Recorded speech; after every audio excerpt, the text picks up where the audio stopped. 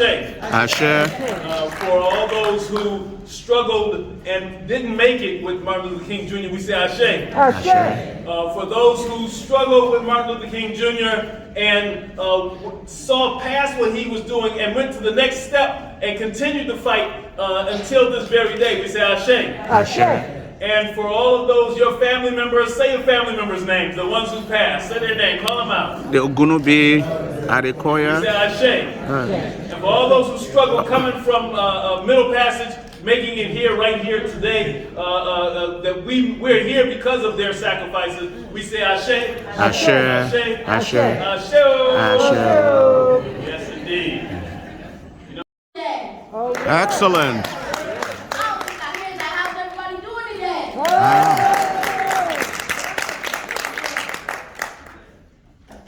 First of all, I would just like to thank God because without Him, I wouldn't be here today. Second, I would like to thank my mother because she's so without her, I also wouldn't be here today. Today, I will be reciting the I Have a Dream speech by Reverend Dr. Martin Luther King Jr. Are you guys ready? Yes. I don't think I hear that. I said, are you guys ready? Yeah. Alright. I'm happy to join with you today in what will go down in history as the greatest demonstration for freedom in the history of our nation. 50 years ago, a great American in whose symbolic shadow we stand today signed the Emancipation Proclamation. This momentous decree came as a great beacon light of hope to millions of Negro slaves who had been seared in the flames of withering injustice. It came as a joyous daybreak to end the long night of their captivity. But 100 years later, the Negro still is not free. 100 years later, the life of the Negro is still sadly crippled by the manacles of segregation and the chains of discrimination. 100 years later, the Negro lives on a lonely island of poverty in the midst of a vast ocean of material prosperity. 100 years later, the Negro is still languished in the corners of American society and finds himself in exile in his own land. And so, we've come here today to dramatize a shameful condition. In a sense, we've come to our nation's capital to cash a check. When the architects of our republic wrote the magnificent words of the Constitution and the Declaration of Independence, they were signed a promissory note to which every American was to fall heir. This note was a promise that all men, yes, black men as well as white men, will be guaranteed the unalienable rights of life, liberty, and the pursuit of happiness. It is obvious today that America has defaulted on this promissory note, insofar as citizens of color are concerned. Instead of honoring this sacred obligation, America has given the Negro people a bad check. A check which has come back marked insufficient funds. But we refuse to believe that the Bank of Justice is bankrupt. We refuse to believe that there are insufficient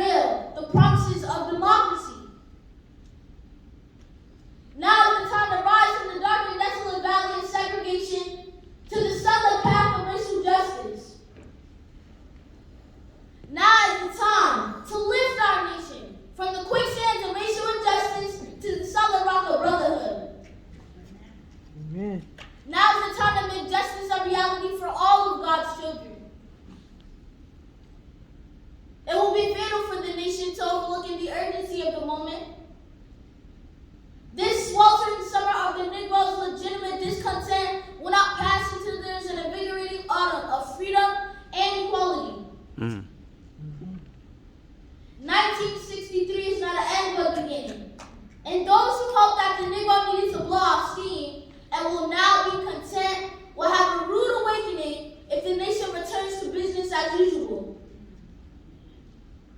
There will be neither rest nor tranquility in America until the Negro is granted his citizenship rights. Right. The world winds of the world will continue to shape the foundation of our nation until the bright days of justice emerge. But there is something I will say to my people who stand on the war threshold which leads into the palace of justice. In the process of getting our rightful place, we must not be guilty of wrongful deeds. Let us not seek to satisfy our thirst for freedom by drinking from the cup of bitterness and hatred. We must forever conduct our struggle on the high planes of dignity and discipline. All right, amen. We must not allow our creative process to degenerate into physical violence. Again and again, we must rise to the majestic heights of meeting physical force with soul force. The marvelous humility which has engulfed the Negro community must not lead us to a distrust of all white people. Right. For many of our white brothers, as evidence of their presence here today, have come to realize that their destiny is tied up with our destiny. Yes, Lord.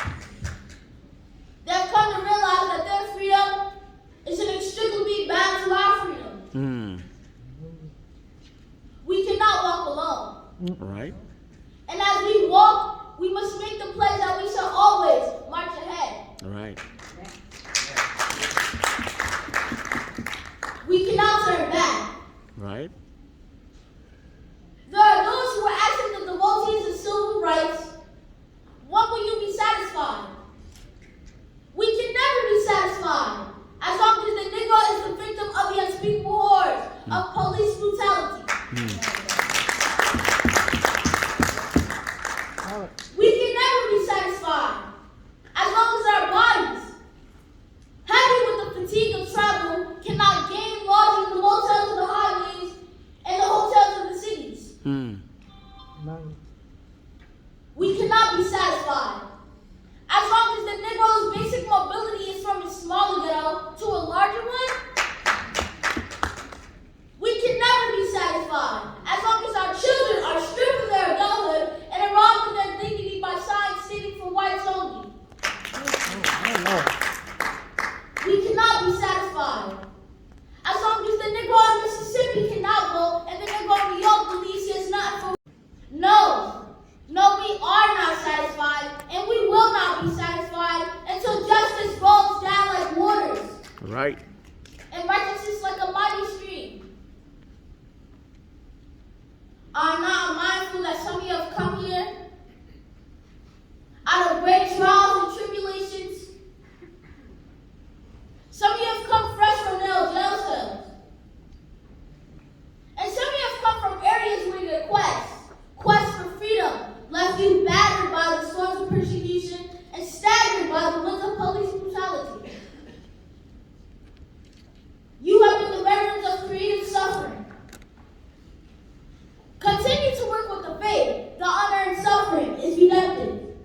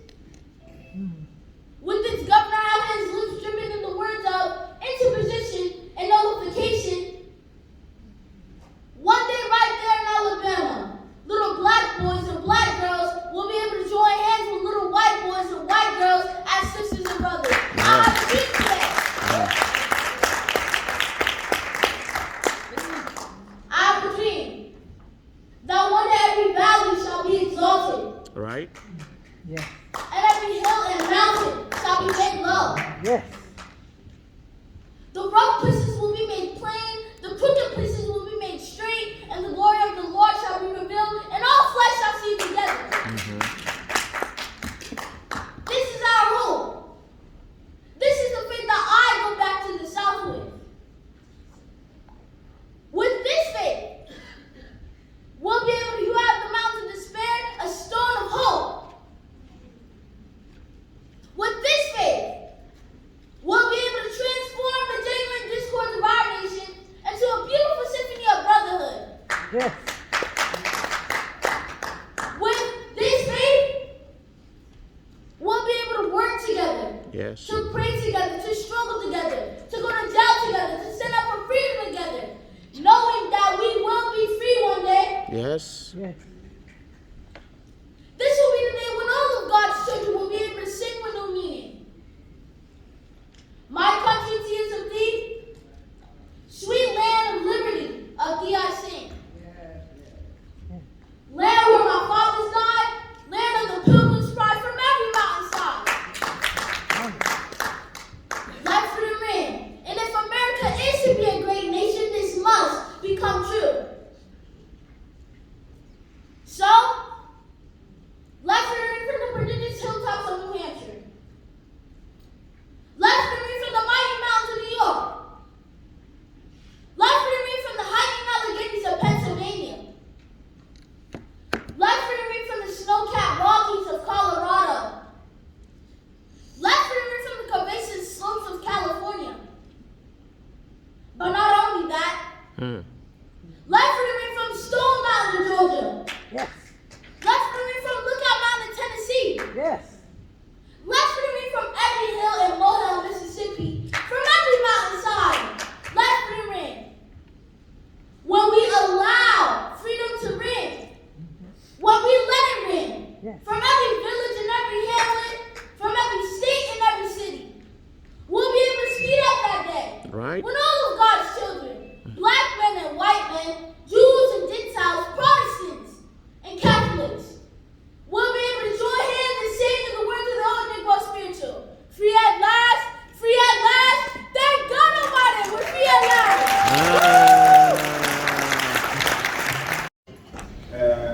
As he has correctly stated, since around March last year, following my visit to this illustrious community college, whereby we had a day reflecting on the values and the contributions by Nkrumah and Marcus Garvey. We had a discussion about broadening the scope of engagement with the community college and ensuring that the African Consul General Group that is here with us is part of an integral process to ensure that there's practical expression in terms of African unity, people of African descent. The president of the Essex County College. It's a pleasure and an honor for us to be here and to have the opportunity on this momentous occasion to exchange with this beautiful group of people. The staff, the faculty, and all the students who have welcomed us here, we are grateful and we thank you very much for having us. Not going to be very long because my colleague from South Africa was very expensive in terms of speaking on our behalf and saying many great things about what this event is about and what is really behind the collaboration between our group and the Essex County College. But I think as we speak and we commemorate the legacy of Dr. King, I think it'd be useful to just reflect and as we represent our countries, just to think back and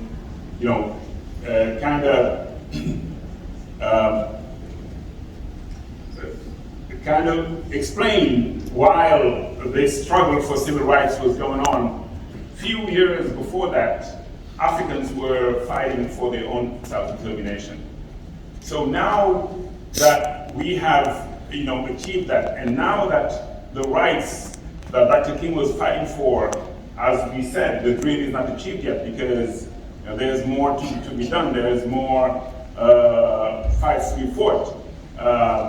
But as we've advanced to this point and to this level, I think it's timely as we look at each other and we look around and we see our similarities and we see our resemblance.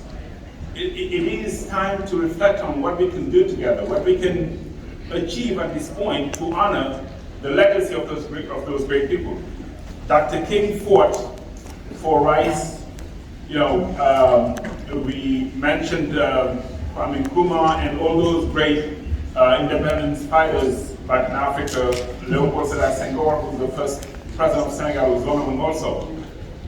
But what we can learn, I think, today is, in terms of cultural exchanges, for instance, what can we do?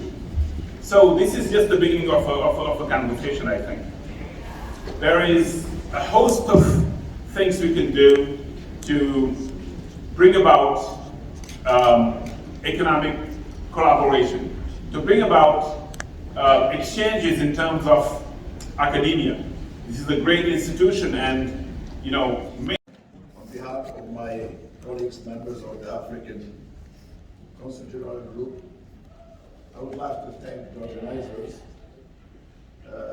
Essex Community College, Dr. Kalfani from the Africana Institute, for having invited us to this annual Martin Luther King Jr. Memorial.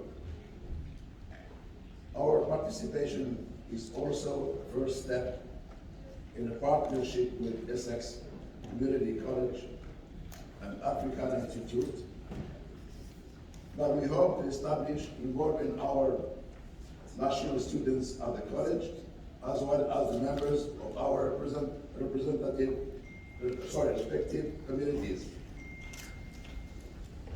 Martin Luther King Memorial is an opportunity for us to pay a vibrant tribute to this great personality who changed the world through words and peaceful struggle.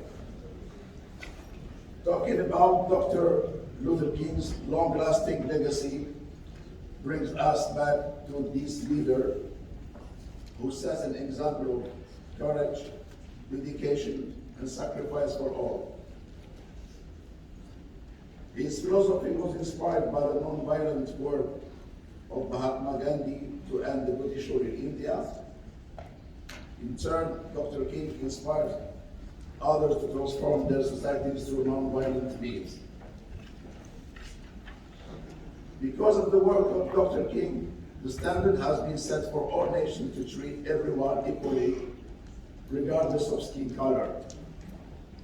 In the United States, he helped bring about the passage of Civil Rights Act of '64 and the Voting Rights Acts of '65. On the international level, he contributed to the promotion and protection of the human rights consolidated in the Universal Declaration of Human Rights and other human rights instruments. King's speeches and writings allow us to continue learning from his beliefs and practices today, and the challenge is to secure that his struggle for justice and peace could continue. And since the event we are celebrating honors the contribution of African Americans in the struggle for freedoms, I'm sure everybody has watched the excellent performance of American soccer.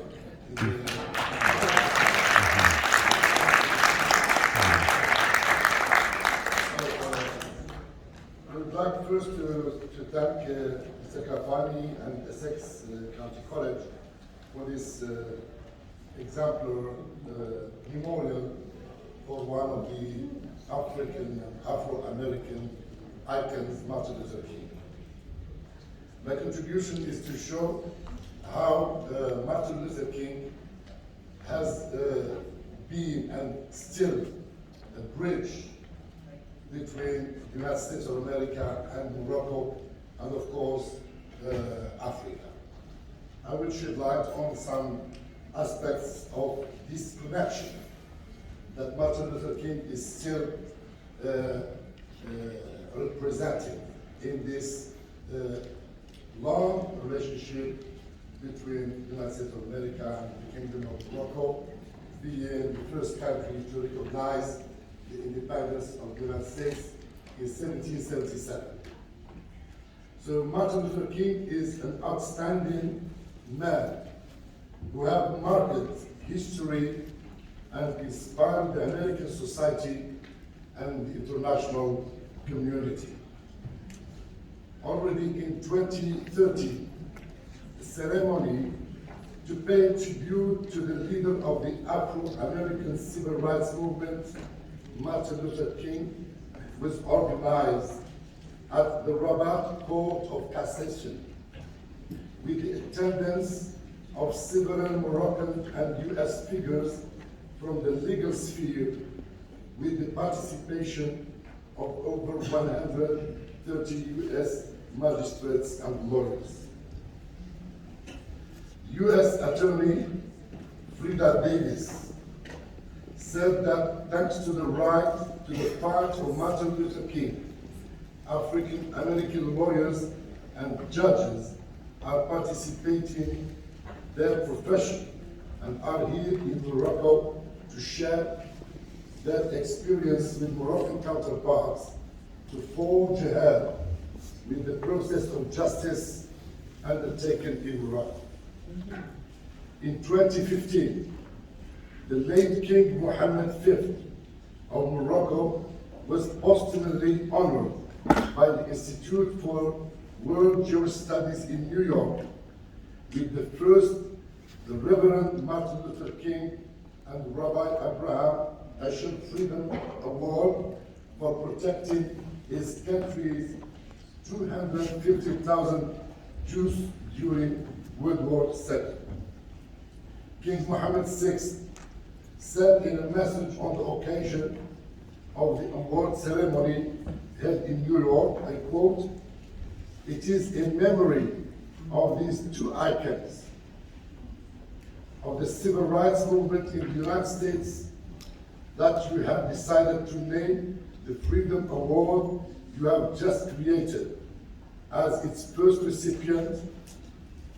You have chosen to honor tonight and for eternity His late Majesty King Mohammed V, the reverend hero, not only to all Moroccans, but also to all peoples yearning for freedom and dignity."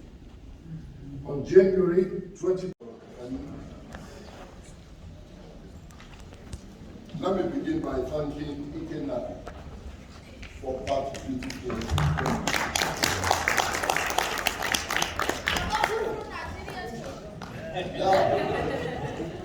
You see? Yes? I just want to, let's give West Orange High School a round of applause.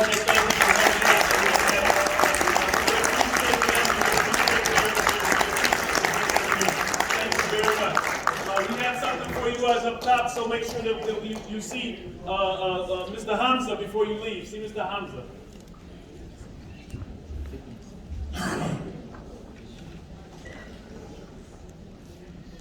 Let me begin by thanking the organizers of this program, the president of this college, and Dr. Kavani, for smoking out Ikena to render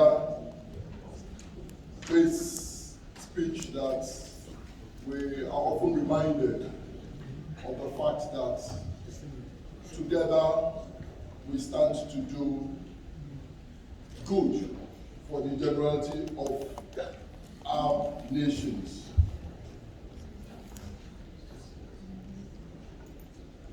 I consider it a great honor to be invited to this auspicious occasion to mark the annual memorial program in honor of Dr. Martin Luther King Jr., a civil rights hero whose vision, courage, and resilience undoubtedly engendered positive changes, not only in the United States of America, but also in the world at large.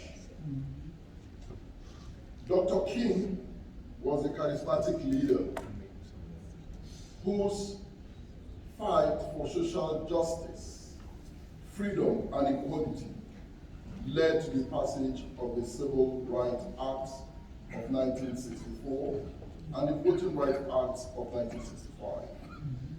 To many Americans, he was a role model and an idol whose ideology was built on love and use of nonviolence as a means to an end.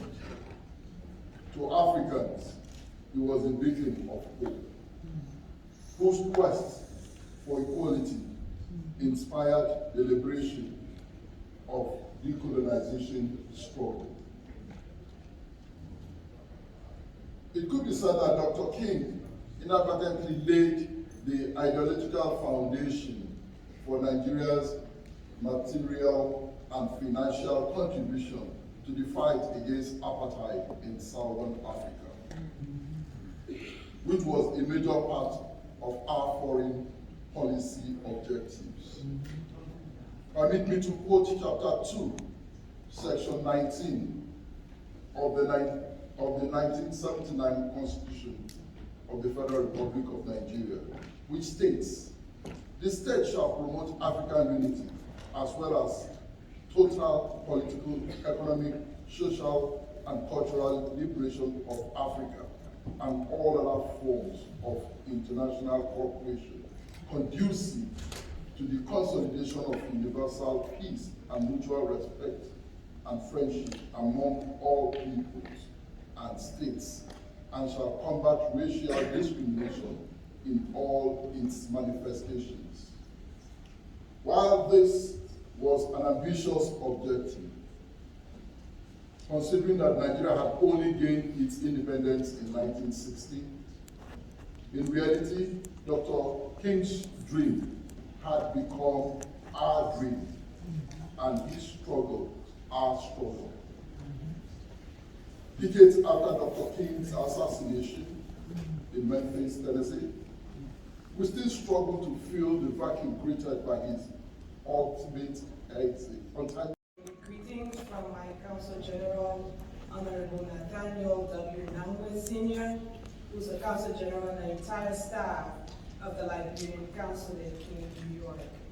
I would also like to say thank you for having us here today. It's such an honor to be invited to this kind of exchange.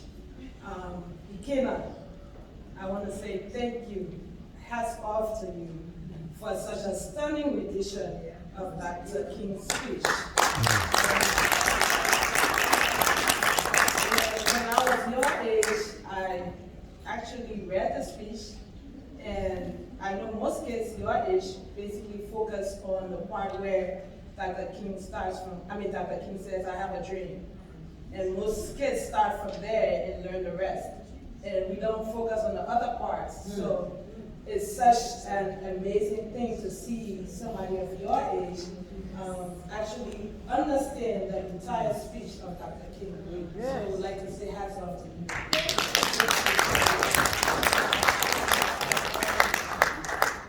Like the Consul General from South Africa said, we are wholeheartedly happy to be here to work along with everybody in this room, to work along with the Essex County College.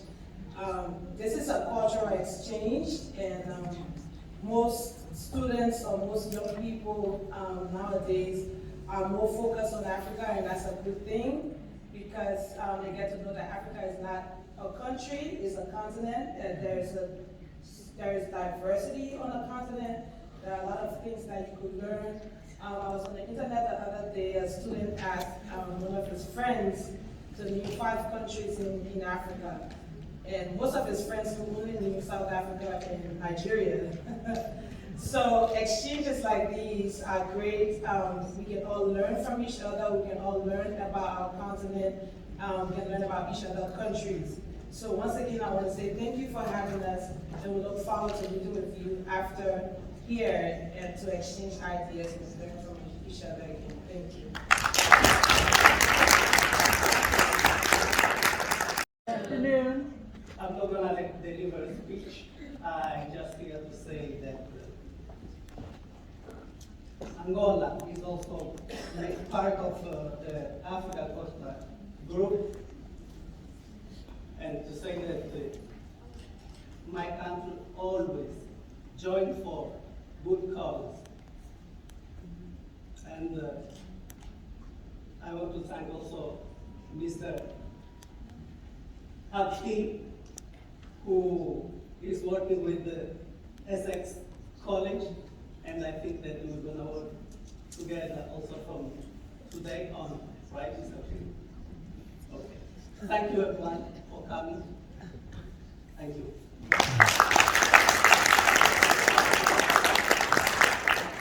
Assistant, also the son of the Honorable Councilwoman at Large, Reverend Louise Scott Roundtree. She is the daughter of Madam Louise Scott, as some of you may know, who is the first Black entrepreneur millionaire in the city of Newark. She cannot be here. Yes, thank you. She cannot make it. She's actually in a council meeting right now, a special council meeting down at City Hall. But she told me that I have to get my butt up on here so we can make sure that this is done, you know, in honor of these honorable honorees today. So thank you for having us, and it's an honor. Thank you.